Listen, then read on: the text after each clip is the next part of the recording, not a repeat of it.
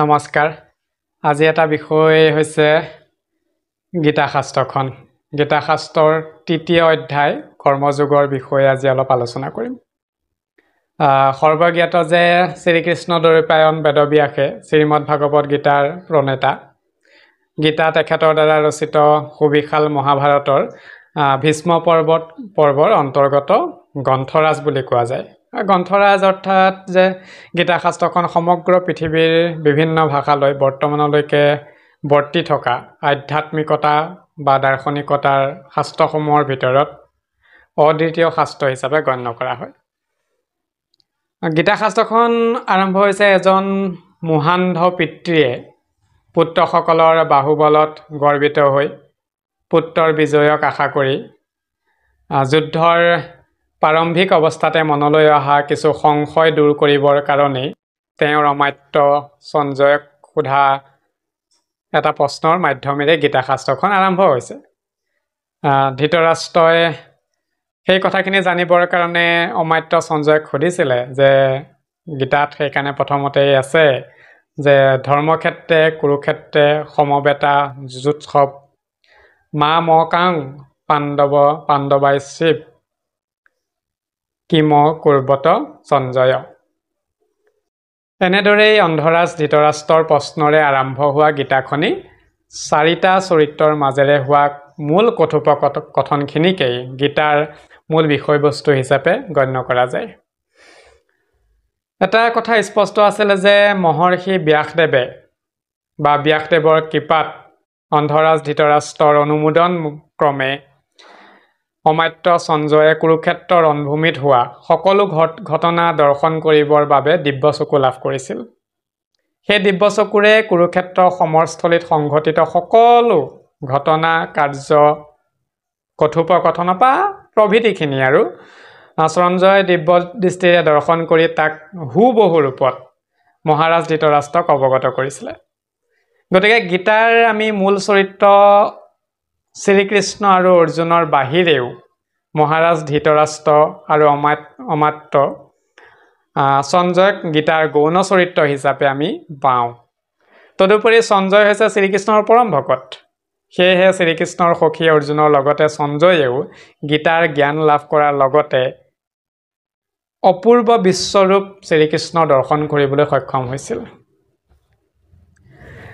এই দৈৱকীনন্দন শ্ৰীকৃষ্ণৰ তেওঁৰ বিচক্ষণ বুদ্ধি আৰু অসীম কৌশলেৰে কৌৰৱ আৰু পাণ্ডৱৰ মাজত হোৱা ভাতৃঘাতী সংঘৰ্ষক মহাযুদ্ধলৈ ৰূপান্তৰিত কৰি তাৰ মাধ্যমেৰেই ভাৰতবৰ্ষৰ সেই সময়ৰ যিখিনি অসুৰিক ৰাজশক্তি আছিলে সেইখিনিক উচ্ছন্ন কৰি বসুমতীক পাপৰ বোজা মোচন কৰাৰ লগতে ধৰ্মৰ পুনৰ সংস্থাপন কৰিলে।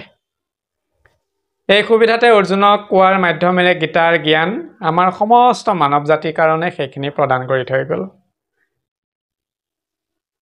গীতাৰ মাজত অতি বাস্তৱ দৃষ্টিভংগিতা বা মানৱৰ মাজত থকা অসূয়া অপ্ৰীতিভাৱ ইন্দ্ৰিয় প্ৰভাৱ কৰ্মবন্ধন জীৱৰ মুখ্য পদ আদি মাৰ্গখিনিৰ কথাই উল্লেখ আছে। কৰ্মযুগত মূলতে পঞ্চইন্দ্ৰিয়ক নিয়ন্ত্ৰণৰ মাধ্যমেৰে বিষয় বাসনা ত্যাগ কৰি কৰ্তব্যহে প্ৰধান পথ আৰু ইয়াতেই যে মুখ্য প্ৰাপ্তিৰ পথ সুগম হয় তাৰ নিৰ্দেশ দি থোৱা আছে। আমাৰ এই মানৱৰ দ্বাৰা যি সাধিত কৰ্ম আৰু এই সৎ বা অসৎ কৰ্ম স্পষ্ট কৰি দেখুৱাটোৱেই হৈছে কৰ্মযোগৰ মূল উদ্দেশ্য। আজি সেইকাৰণেই গীতাৰ ৩ নম্বৰ যিটো অধ্যায় বা ৩ নম্বৰ মূল বস্তু মূল তত্ত্ব যাক আমি গীতাৰ কৰ্মযোগ বুলি কওঁ, আজি ইয়াৰে চমুকৈ তত্ত্বদৰ্শন অলপমান আলোচনা কৰিবলৈ ওলাইছোঁ। আমাৰ ৩য় অধ্যায়টোত কৰ্মযোগতনো কি আছে এই জ্ঞান দিয়াৰ আগতেই বা এই কথা আলোচনা কৰাৰ আগতেই জ্ঞান দিয়া ক্ষমতাটো নাই, এই জ্ঞানৰ সম্পৰ্কে আলোচনা কৰাৰ আগতেই গীতাৰ ২য় সংখ্যাত বা দ্বিতীয় যি অধ্যায় যি সাংখ্য যুগত কৃষ্ণই অৰ্জুনক জন্মান্তৰবাদৰ ধাৰণা এটা দিছিলে আৰু তাত জীৱৰ দেহ যে বিনাশী আত্মা অবিনাশী বিনাশী দেহত যেনেকৈ প্ৰাণবায়ু ৰূপে আত্মা ওলাই যোৱাৰ পাছত এই দেহৰ মৃত্যু ঘটে, কিন্তু মৃত্যুত দেহৰহে বিনাশ ঘটে, আত্মাৰ বিনাশ নঘটে, আত্মা যে অবিনাশী, এইষাৰ কথাকে বৰ স্পষ্টকৈ প্ৰকাশ কৰিছে। তাৰ এটা ধুনীয়া উদাহৰণো দিছে।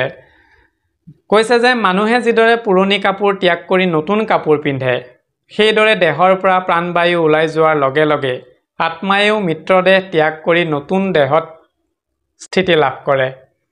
এইটো কথাই কৃষ্ণই অৰ্জুনক বুজালে যে আত্মাৰ মৰণ নাই, আত্মা অজেয় আৰু অবিনাশী।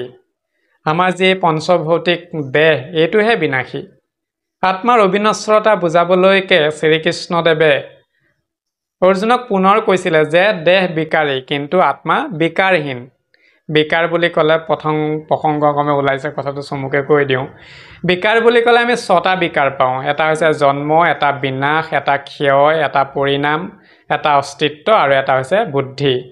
কি পাইছোঁ? 6টা: জন্ম, বিনাশ, ক্ষয়, পৰিণাম, অস্তিত্ব আৰু বৃদ্ধি। এই 6টাই হৈছে মানৱ জীৱনৰ বিকাৰ। তৃতীয় অধ্যায় যি কৰ্মযোগত কৰ্মই মানুহৰ ধৰ্ম বুলি কৈ কৰ্মৰো বিভিন্ন প্ৰকৃতি সম্পৰ্কে অৰ্জুনৰ আগত ব্যাখ্যা কৰিছে। তৃতীয় অধ্যায়ত কৰ্মযোগৰ আৰম্ভণিত শ্ৰীকৃষ্ণই অৰ্জুনক কৈছে যে কৰ্ম ত্যাগ কৰি মুখ্য প্ৰাপ্তিৰ উপায় নহয়। মানে কৰ্ম ত্যাগ কৰিলে মুখ্য লাভ নকৰে। কৰ্মফল আকাংক্ষাহীনতাহে মুখ্য প্ৰাপ্তিৰ পথ। আচলতে কৰ্মফলৰ আকাংক্ষাই জীৱনক বা জীৱক বন্ধনমুক্ত কৰে, আৰু এনে বন্ধনযুক্ত হ'লেই মুখ্য প্ৰাপ্তিৰ পৰা দূৰলৈ গুচি আহে। গীতাৰ কৰ্মযোগত শ্ৰীকৃষ্ণৰ মুখেদি আচলতে অৰ্জুনক কৰ্মযোগী হ'বলৈহে শিক্ষা দিয়া হৈছে।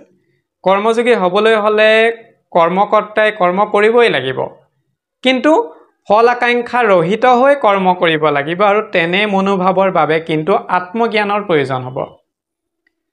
আত্মজ্ঞানৰ বলতেহে বুজি পাব পৰা যাব যে মানুহে যি কামেই কৰে সেই কাম নিজে নকৰে, জীৱৰ আত্মাস্থিত পৰম শক্তিস্বৰূপ পৰমাত্মাইহে কৰায়।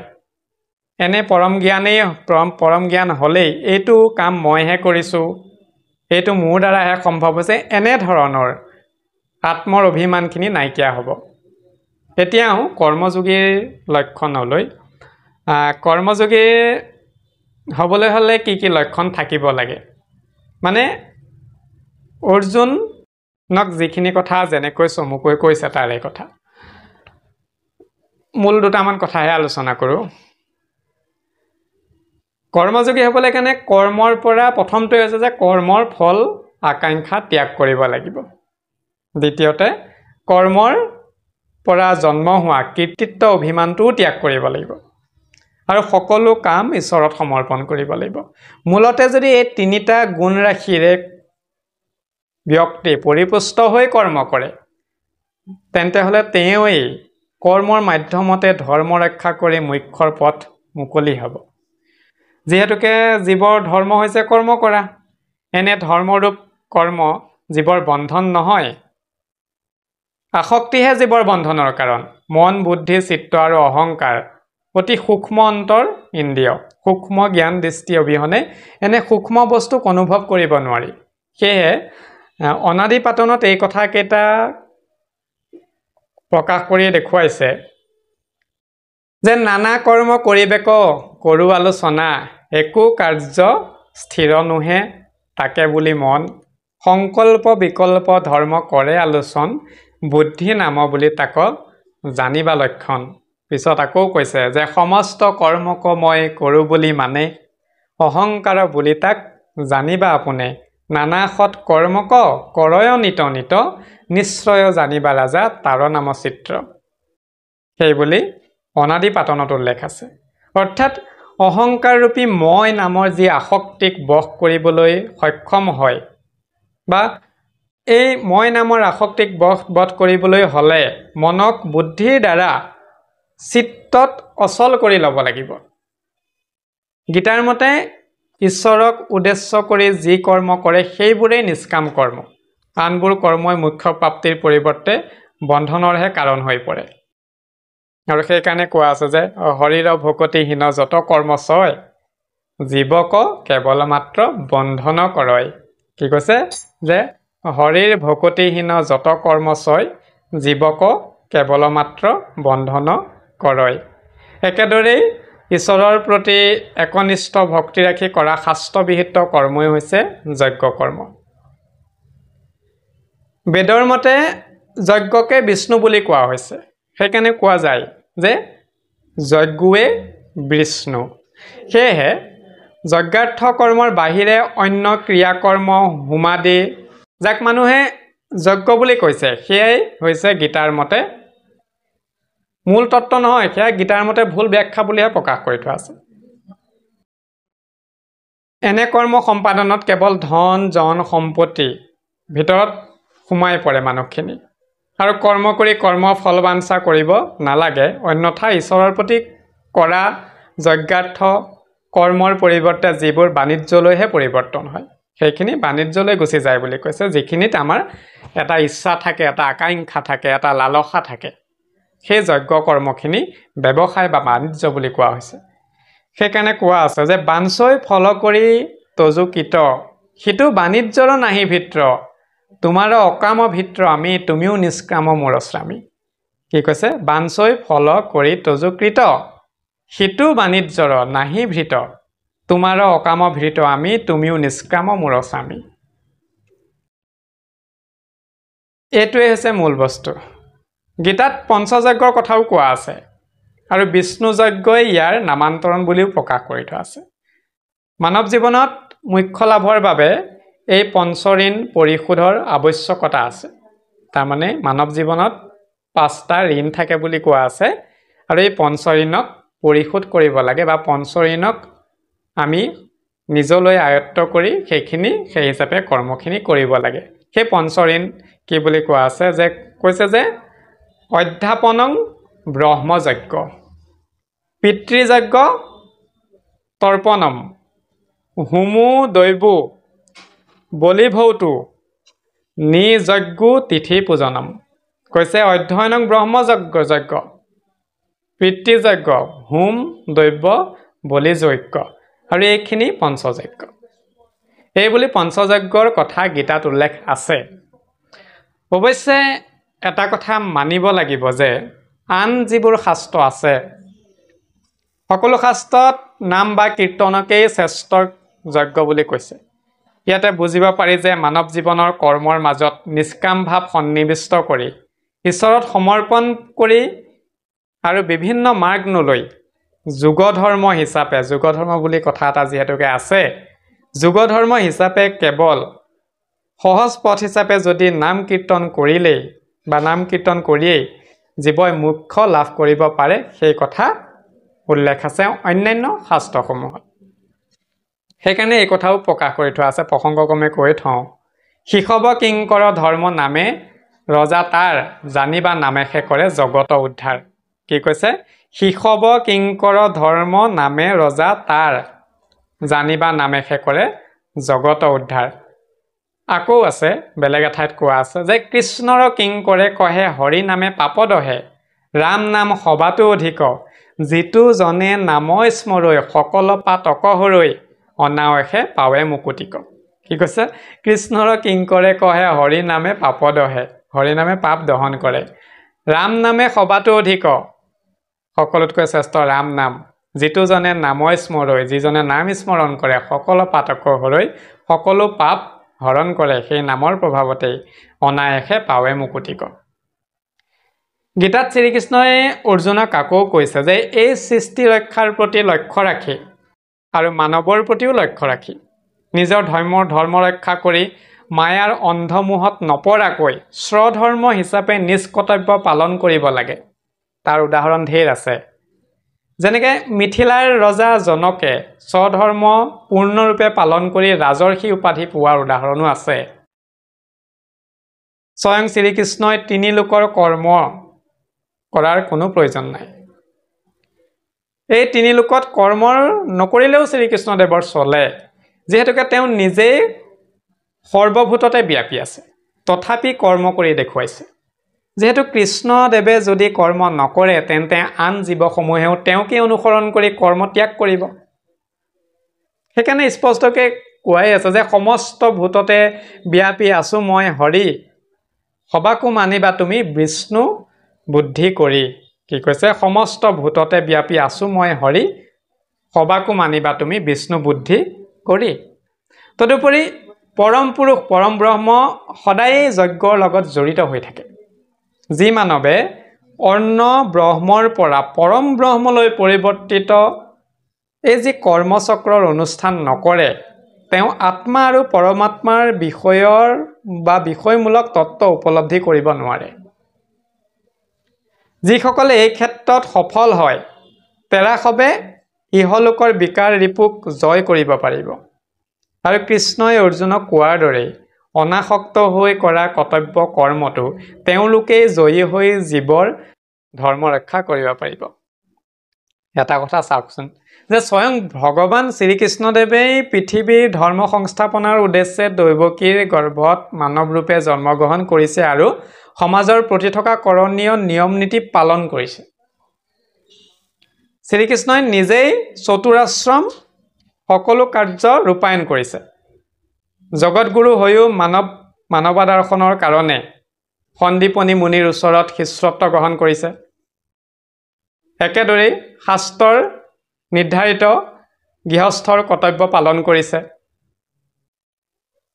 নাৰদৰ কৃষ্ণ দৰ্শনত শ্ৰীকৃষ্ণৰ গৃহস্থ ধৰ্ম দেখি নাৰদ অভিভূত হৈছিল অৱশ্যে নাৰদৰ ওচৰতো কৃষ্ণই এনে চল কৰা দেখি নাৰদে খেদ প্ৰকাশ কৰা তেওঁক কৃষ্ণই নিজে মুখেৰে কৈছে যে কৃষ্ণই কৈছিলে নাৰদে যেতিয়া খেদ কৰিছে যে মাধৱে বুলন্ত শুনিও মুনি যেন ভক্ত তুমি জানো আপুনি লোকক শিকোৱা ই ধৰ্ম ভেদ নকৰা মুনিয়াত কিছু খেদ তুমি খেদ নকৰিবা কি বুলি কৈছে মাধৱে বুলন্ত শুনিও মুনি যেন ভক্ত তুমি জানো আপুনি লোকক শিকোৱাই ই ধৰ্ম ভেদ নকৰা মুনিয়াত কিছু খেদ এতিয়া চাওঁ কৰ্ম কেনেকৈ কৰে মানুহে বা কৰ্ম কেনেকৈ কৰাৰ প্ৰক্ৰিয়াও আছে প্ৰথমটো হৈছে জ্ঞানী মানৱে অনাসক্ত হিচাপে লোকাদৰ্শ আৰু পৰহিতৰ বাবে কৰ্ম কৰে এইটো এটা মূল কৰ্মৰ মাধ্যম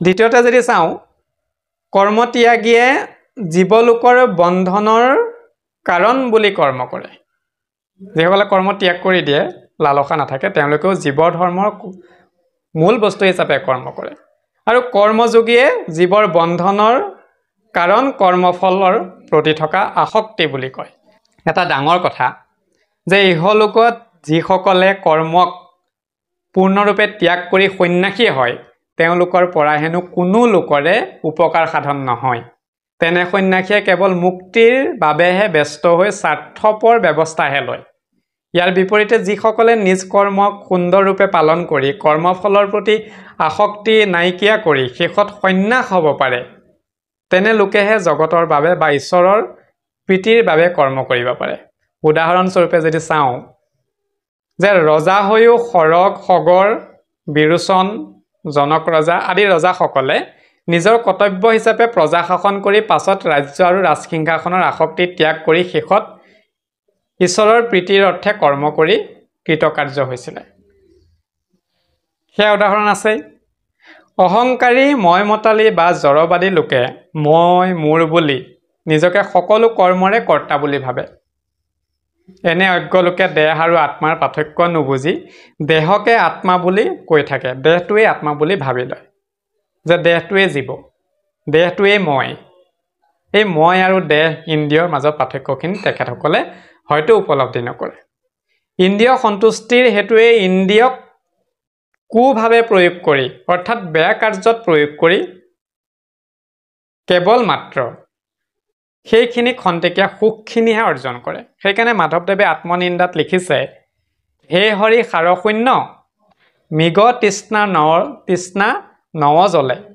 শ্ৰান্ত হৈয়া মহামোহ পাওঁ স্নান পান আচমন কৰোহু ৰমন তাত কৰোহু উপংগু তল যাওঁ সেইবুলি প্ৰকাশ কৰিছে যিহেতুকে অসাৰ অনিত্য কৰ্মসাগৰত ডুব গৈ থকা মনুষ্যই নিত্য সত্য পৰম ব্ৰহ্মক বুজিব নোৱাৰাটো এটা স্বাভাৱিক কথা যিহেতুকে ইন্দ্ৰিয়ৰ বাসনা আৰু মায়া বা মৰিচিকাই তেওঁলোকক আবদ্ধ কৰি ৰাখিছে প্ৰকৃতিৰ তিনিটা গুণ সত ৰজ তম এই তিনি গুণৰ প্ৰকৃতি অনুসৰিয়েই জীৱই এই জাগতিক কৰ্মসমূহ সম্পাদন কৰি থাকে উদাহৰণস্বৰূপে সতগুণে জ্ঞান প্ৰকাশ কৰে চিত্ত নিৰ্মল কৰে নিৰ্দোষী কৰি তোলে আৰু মানুহক বা মানৱক বা জীৱক ভগৱতমুখী কৰি অৰ্থাৎ ঈশ্বৰমুখী কৰে দ্বিতীয়টো ৰজগুণ ৰজগুণে কি কৰে বিষয়ৰ প্ৰতি আসক্তি আনে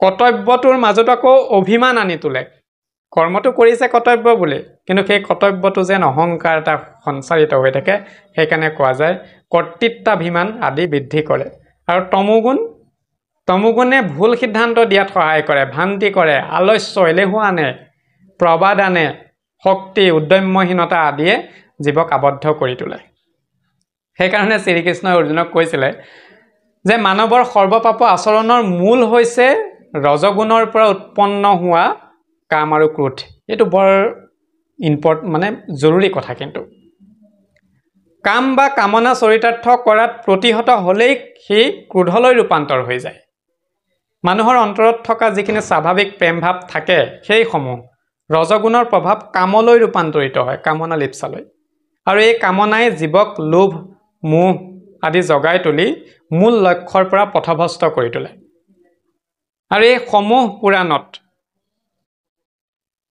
বাধা জন্মিবৰ কাৰণে ক্ৰোধৰ আবিৰ্ভাৱ হৈ সকলো কৰ্মতে সি বিঘিনি হিচাপে কাম কৰে মাধৱদেৱে এইকাৰণে নামঘোষাত কৈছে যে যতেক অনৰ্থ আছে সংসাৰত তাতে তিনিবিধ সাৰ কাম ক্ৰোধ লোভ আপোন নাশন জানি কৰা পৰিহাৰ কি কৈছে কাম ক্ৰোধ লোভ আপোন নাশন জানি কৰা পৰিহাৰ এই কাম ক্ৰোধ লোভ একেটাই আমাক নিজকেই ক্ষতি কৰে সেইকাৰণে আমি জানি বা সেই জ্ঞান উপলব্ধি কৰি তাক যিমান পৰা যায় আঁতৰত ৰাখিব লাগে কামনা ঈশ্বৰ তত্ত্ব জ্ঞান উপলব্ধিত বাধাৰ সৃষ্টি কৰে গীতা শাস্ত্ৰখনত কামক অগ্নিৰ লগত তুলনা কৰিছে জুই অগ্নিৰ লগত অগ্নিত যিদৰে খৰি ঘি আদি দিলে বেছিকৈহে জ্বলি উঠে তাৰ দাহন ক্ষমতা বা তাৰ ক্ষুধা বেছিকৈহে বৃদ্ধি হয় ঠিক সেইদৰে ইন্দ্ৰিয়সমূহক যিমানে সম্ভোগ দিয়া যায় ইন্দ্ৰিয়ৰ সম্ভোগৰ কামনা সিমানে বৃদ্ধিহে হয়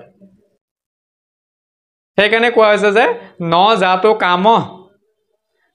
কামনা মুখ ভোগনে সন্মাতি সম্ভোগৰ দ্বাৰা কামনাৰ কেতিয়াও শেষ নহয় মানুহ মাত্ৰেই কৰ্মৰহিত জীৱন কটোৱা উচিত নহয় সেইটো কথা গীতা শাস্ত্ৰতে কৈছে গীতাই বাস্তৱ দৃষ্টিভংগীৰে কৈছে যে সন্ন্যাস মানে কৰ্মহীন নহয় আমি কোন সন্ন্যাস ল'ব লাগে সন্ন্যাস মানে কৰ্মহীন নহয় আকৌ যে তথাকথিত সন্ন্যাসীসকলে ভাবে যে কৰ্ম হৈছে বন্ধনৰ কাৰণ আৰু কৰ্মহীনতাই মুখ্যৰ পথ গীতাত এনে কৰ্ম বিমুখ মতবাদ দেখুৱাই দিয়া হৈছে মানে এই কৰ্মটো নকৰিবলৈহে কৈ আছে যে সন্ন্যাসী ধৰ্মৰ গৰিণা লৈ কৰ্মৰ পৰা তুমি পলাই নুফুৰিবা তেনে সন্ন্যাস হ'বলৈ মানা কৰিছে সন্ন্যাসটো কৰ্মৰ মাজেৰে সন্ন্যাসী হ'ব দিছে আজি আৰু দীঘল নকৰোঁ অৱশ্যে ইমান সহজ কথা নহয় যে গীতাৰ তত্ত্ব ব্যাখ্যা কৰাটো আমাৰ দৰে মূঢ়মতি তথাপিতো প্ৰয়াস এটা কৰিছোঁ গীতাত মূলতে কৰ্ম জ্ঞান আৰু ভক্তিৰ এটা অপূৰ্ব সমন্বয় দেখা গৈছে এই কৰ্মযোগৰ ফলাফলৰ সমত্ব জ্ঞান বা কৰ্তৃত্বাভিমান কৰ্মত শূন্যতা অনুভৱ আৰু সকলো কৰ্মতে ভগৱানৰ ওচৰত সমৰ্পণেই হৈছে কৰ্মযোগৰ মূল লক্ষ্য অন্যহাতে যদি চাওঁ যি আমাৰ পঞ্চভৌতিক তত্ত্বৰে গঠিত এই দেহতকৈ ইন্দ্ৰিয়সমূহ হৈছে শ্ৰেষ্ঠ যি কাম ক্ৰোধ লোভ মোহ এইখিনি আৰু এই ইন্দ্ৰিয়সমূহতকৈ শ্ৰেষ্ঠ হৈছে মনতকৈ শ্ৰেষ্ঠ বুদ্ধি আৰু বুদ্ধিতকৈ শ্ৰেষ্ঠ আত্মা গতিকে বুদ্ধিৰে আত্ম উপলব্ধি কৰি পৰমেশ্বৰৰ ওচৰত আত্মনিবেদন কৰিব পাৰিলেই মন সবল হ'ব আৰু শক্তিশালী হ'ব আৰু মন আৰু সবল শক্তিশালী হ'লে ইন্দ্ৰিয়সমূহক শক্তিহীন কৰিব পৰা ক্ষমতা অৰ্জন কৰিব এনেদৰে ইন্দ্ৰিয় যদি নিয়ন্ত্ৰণলৈ আহে তেন্তে হ'লে সেই কৰ্মই মন বুদ্ধি আৰু চিত্তক বিভ্ৰান্ত কৰিব নোৱাৰিব অৰ্থাৎ মোহাসক্ত কৰিব নোৱাৰিব এনে মনোভাৱে কৰা কৰ্মই জীৱক বন্ধনমুক্ত নকৰে বৰংচ জীৱৰ মুখ্য প্ৰাপ্তিৰ পথ সুগম কৰিহে তোলে গীতাত শ্ৰীকৃষ্ণই মায়ামোহত পতিত মানৱ জাতিক প্ৰতিনিধিত্ব কৰা অৰ্জুনৰ মাধ্যমেৰে কৰ্ম জ্ঞান ধ্যান ভক্তি আৰু ঈশ্বৰবাদৰ সমন্বয়ত এক পৰম সত্য প্ৰকাশ কৰি সমস্ত মানৱ জাতিলৈ গীতাৰ উপদেশখিনি দিছিলে শেষত এষাৰ কথাই কওঁ আমি প্ৰথমতে আহিছোঁ যে সঞ্জয় অৰ্থাৎ ৰজা ধৃতৰাষ্ট্ৰৰ সংগত যি আছে সেই সঞ্জয় কৃষ্ণ ভক্ত সেই তেখেতৰ এটা গীতাৰ সম্পৰ্কত এটা সিদ্ধান্ত আছে সেই সিদ্ধান্তটোক আমিও অনুকৰণ কৰিবলৈ প্ৰয়াস কৰোঁ তেখেতে তাত কৈছে যতেই যোগেশ্বৰ কৃষ্ণ আৰু ধনুৰ্ধৰ অৰ্জুন আছে তাতেই শ্ৰী বিজয় অলৌকিক শক্তি আৰু স্থিৰ নীতিও আছে শেষত এভাগে ঘোষাৰে আজি বিষয় সামৰিছোঁ সকলো উপনিষদত হেনো দুগ্ধ ভৈল তাৰ নন্দ সুত তান বৎস ভৈল কুন্তি সুত ধনঞ্জয় দুগ্ধ ভৈল মহাগীতামৃত কৃষ্ণৰ চৰণে দিয়াচিত সুবুদ্ধি সকলে সন্তোষে পান কৰয় আজিলৈ এৰিছোঁ নমস্কাৰ